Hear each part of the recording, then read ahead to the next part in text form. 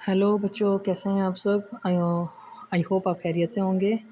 अच्छा, यहाँ पे हमारे पास ये एक छोटी सी वीडियो में मैं आपको ये समझाना चाहता हूँ कि हमारे पास जो गैल्वानिक सेल होता है वो किस तरह काम करता है, उसकी प्रैक्टिकल डिमॉन्स्ट्रेशन। ठीक है, पहले मैं आपको बता देता हूँ ये सारी की सारी चीज़ें क्या हैं। आपने थ्योरेटिकली इन चीज़ों को पढ़ रखा होगा।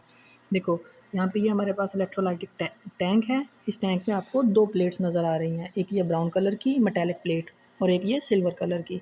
ये जो ब्राउन कलर है हमारे पास ये जिंक प्लेट है, और ये जो सिल्वर कलर है ये हमारे पास सिल्वर कलर प्लेट है, ये हमारे पास कॉपर की प्लेट है। जिंक यहाँ पर एज एन एनोड काम करता है, इसकी ऑक्सीडेशन होती है।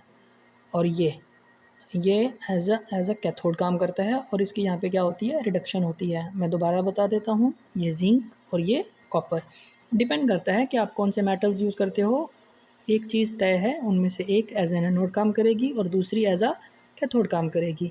एनोड पर हमारे पास क्या होती है, हम थ्योरेटिकल पढ़ चुके हैं। थ्योरेटिकली एनोड पर हमारे पास ऑक्सीडेशन होती है और कैथोड पर हमारे पास क्या होती है, रिडक्शन होती है।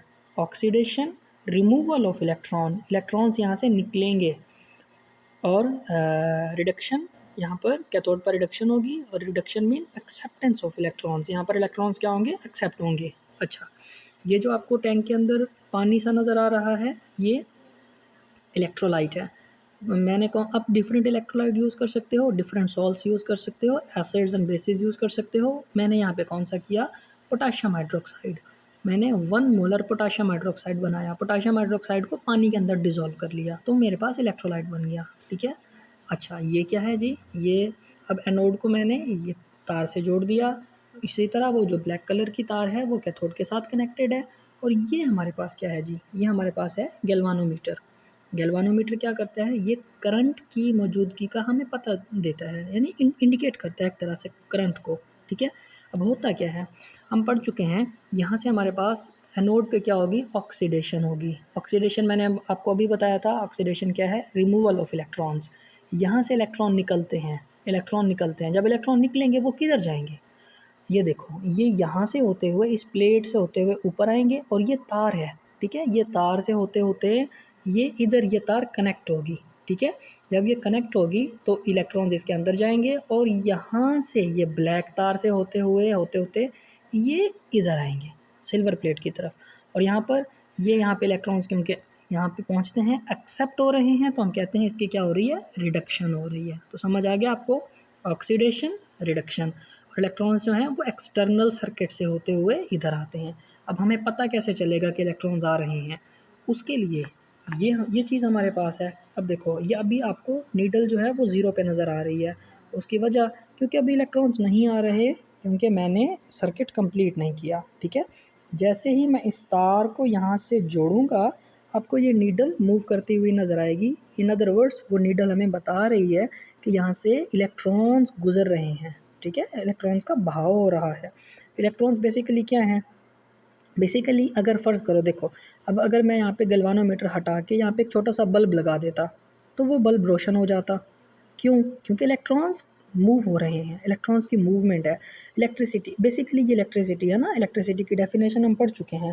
व्हाट इज़ इलेक्ट्रिसिटी, हम कहते हैं the flow of electrons is called electricity. Simple सी डेफिनेशन है। ठीक है, तो इसीलिए आप पढ़ते हो कि यहाँ पे कोई भी फ़ैन हो, बल्ब हो, कुछ भी रख दो तो वो ऑन हो जाता है। ठीक है, तो एक बार और याद रखिएगा, ये सेल कौन सा है, ये गैल्वानिक सेल है। सेल दो तरह के होते हैं, इलेक्ट्रोकेमिकल, एक इलेक्ट्रोलाइटिक सेल होता है, एक गैल्वानिक सेल होता है। इलेक्ट्रोलाइटिक सेल में केमिकल रिएक्शन हो रहा होता है with the help of electricity, और गैल्वानिक सेल में उसका उलट है, इलेक्ट्रिसिटी पैदा हो रही होती है बिकॉज ऑफ केमिकल रिएक्शन। यहाँ पे केमिकल रिएक्शन होगा, ऑक्सीडेशन रिडक्शन होगी, और इलेक्ट्रिसिटी प्रोड्यूस होगी। अब देखिएगा यहाँ पे, अब यहाँ पे जैसे ही मैं इस वायर को कनेक्ट करता हूँ, आप ज़रा नीडल को देखिएगा, ये देखें,